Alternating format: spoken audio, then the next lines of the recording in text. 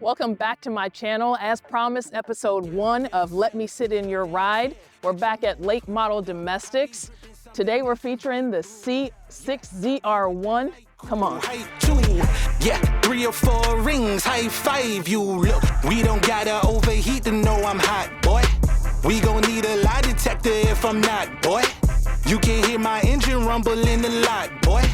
Game running like it's not, shoot my shot, look. On my way, no, we just got out the zoo. Hit my phone, let me know you coming through. Out the way, I be low when I move. Never spend it all at once, I gotta keep it cool. We don't need thermometers to say I'm hot. I'ma put the microphone inside the pot. I'ma roll the window down and shake the block. I'ma flip the energy right off the top. We don't need thermometers to say I'm hot. I'ma put the microphone inside the pot. I'ma roll the window down and shake the block. I'ma flip the energy right off the top. All right, guys, just as promised, we have Mario here from Late Model Domestics. He's going to give us the rundown of all his modifications he did to this lovely Corvette here, and I'll let him take it away. Okay. Like you said, I'm Mario with Late Model Domestics. What we're looking at here is a 2009 Chevrolet Corvette ZR1. This particular model is the first year. Bought it bone stock probably back in 2020, I think we acquired this. And from there, we went crazy with it. Okay. You know, this is like my dream since I was a kid to have one of these. My father worked for GM, my uncle worked for GM, so just always infatuated about Corvette since, you know, I was a kid.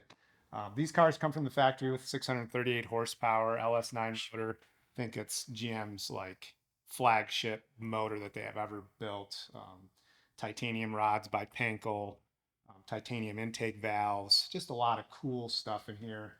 This car right now is making 1,003 rear-wheel horsepower SAE corrected, 1030 uncorrected, about 24 pounds of boost. Still a stock bottom end, which is crazy, but everything else has been touched to make it reliable, fun, just a super fun street car that you could really do anything to, and it makes good power.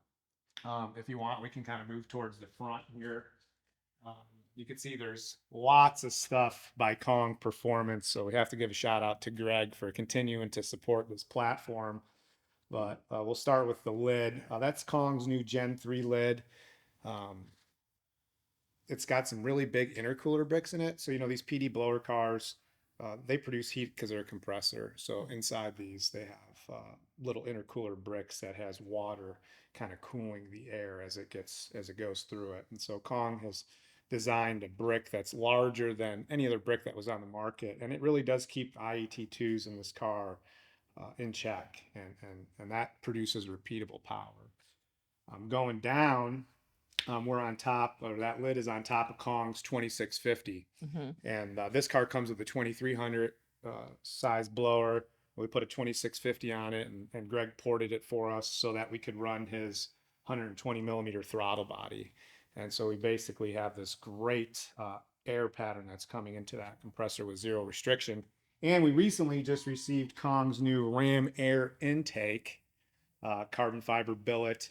And believe it or not, that intake, even though we didn't have much vacuum restriction from the snout, picked up about 56 horsepower. Nice. So it's all these little things. And we're running American Racing 2-inch headers, full 3-inch all the way back into Course Extremes. Car has a one-piece drive shaft from Drive Shaft Shop, has a monster triple disc clutch. We're running an Edelbrock heat exchanger, and that's plumbed into the trunk through kind of a trunk tank to circulate all the fluid to give us a little bit more volume. So I think we got a total of like 9 gallons of water Dex Cool mix that's going through this system to keep that supercharger cool. Other than that, besides the little stuff, you know, custom signature wheels were wrapped with some Toyo RRs in the back, R8Rs in the front, or 888Rs in the front. Other than that, pretty much everything else in the car is, you know, kind of how it comes. We really try to clean up the engine bay and make it aesthetically pleasing to the eye, because the ZR1 has a ton of stuff. So Eric did a great job. And then Justin, you know, he tuned it in-house, and I put almost 6,000 miles of fury on this thing. You're just kind of dogging the crap out of it. And Yeah, yeah. I haven't really had any issues with it. Now I know the base 0 to 60 is 3.5 seconds. Have you? I ran haven't this really one? I haven't got any good 0 to 60 times in this. It's hard to stick. We'll do some 60 to 130s and Yeah. some fun stuff like that. It's definitely a fast car.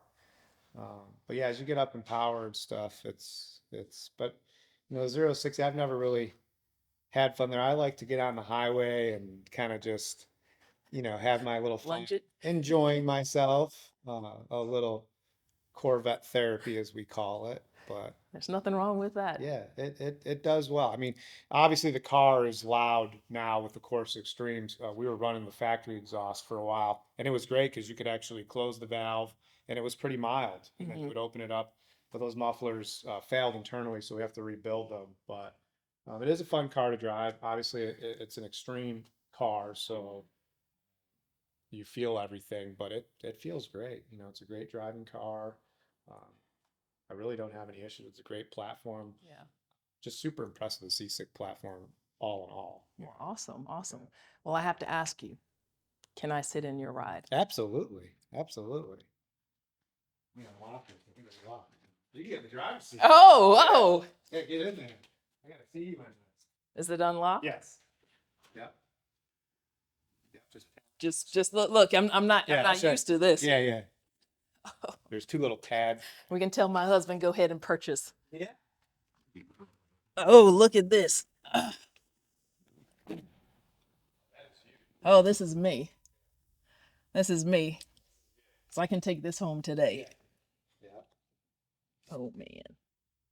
That's This the is thing about the nice. Corvette. Sorry, that was me. That's what I like about the Corvette. You know, all the other cars, they all have their own style and feel, but Yeah. you're really kind of like, you can feel connected to the car because Oh, there's not a lot absolutely. in front, back, and you're kind of right in the B pillar, right in the center. So This is it comfortable is comfortable, too. isn't it?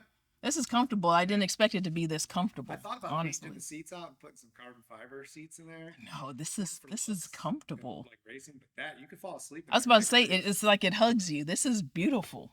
I like this. Well, I appreciate it. Thank you very much. Hopefully I can take this out, you know, with you for a ride.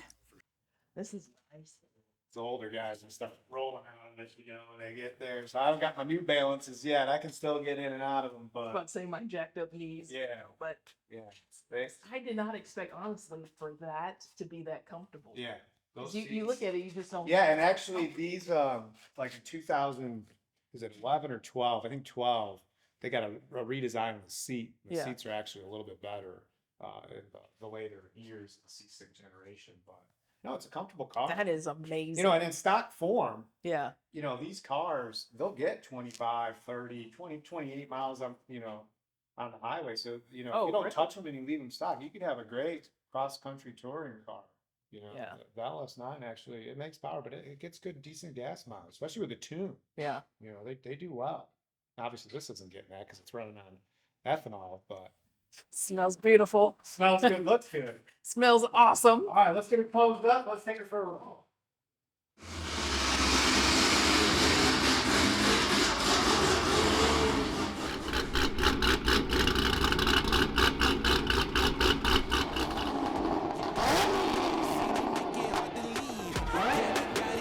When I got it, it was cheap.